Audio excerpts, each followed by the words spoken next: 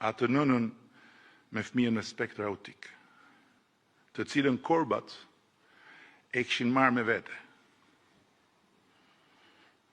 te parlamenti për ta kthyer në viktimën e policisë që ishte aty për të mbrojtur deputetët nga të verbrit e dhunshëm të Shqipërisë, për ta marrë me vete te parlamenti dhe për ta abuzuar atë nën bashkë me fëmijën autik, me të njëjtin manual që përdorin edhe terroristët kur abuzojnë gratë dhe fëmijët, duke i përdorur si mburoj, teksa sulmonin me maska policinë e shtetit.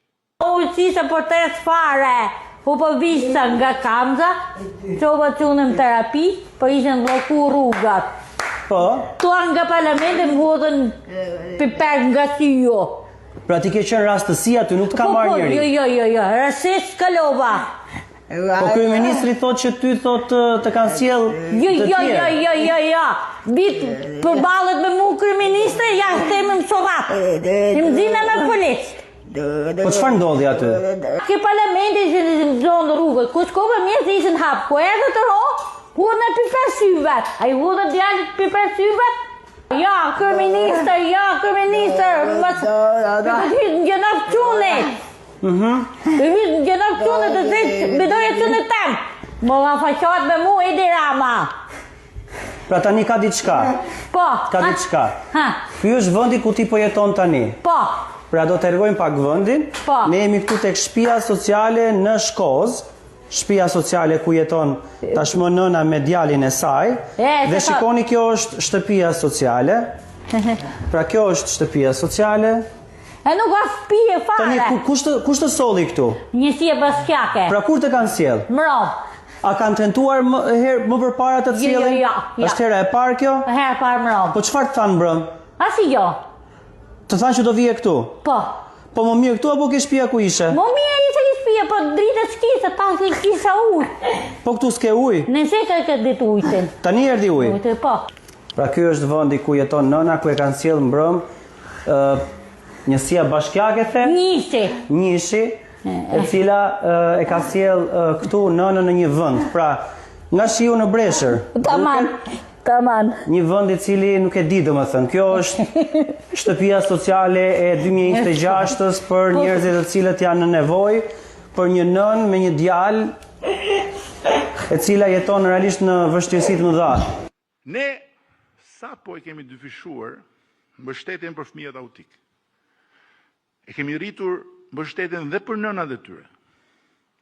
Por ky është fakti ynë, thjesht, ndërsa përjetimi i asaj nëne është krejt tjetër. Ajo mund mos jetë fare e informuar, ose dhe mund tjetë e informuar për dyfishimin e mbështetjes për djalin.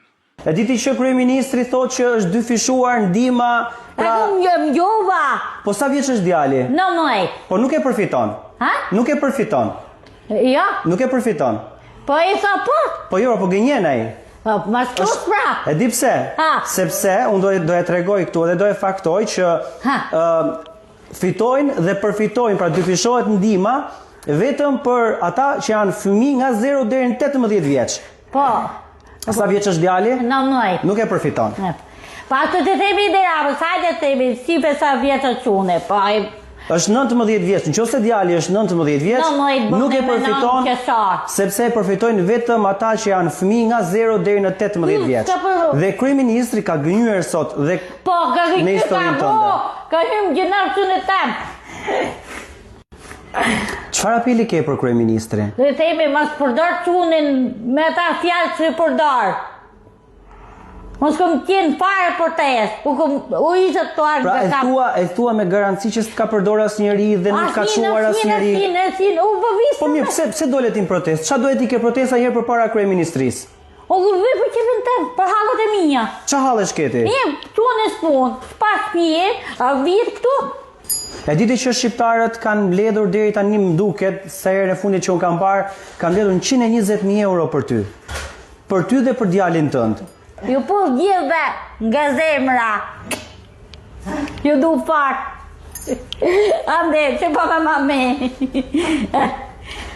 Unë nuk e di çfarë njeriu mund të jesh që të gënjesh kaq hapur dhe kaq mënyrë të frikshme, por kur të bëhet zakon, gënjeshtra të duket si e vërtet. Dhe rreziku më i madh e dini cili është? Kur gënjen aq shumë dhe ajo se çfarë thua të duket e vërtet dhe fillon ta besosh. Këtu është fundi i një njeriu.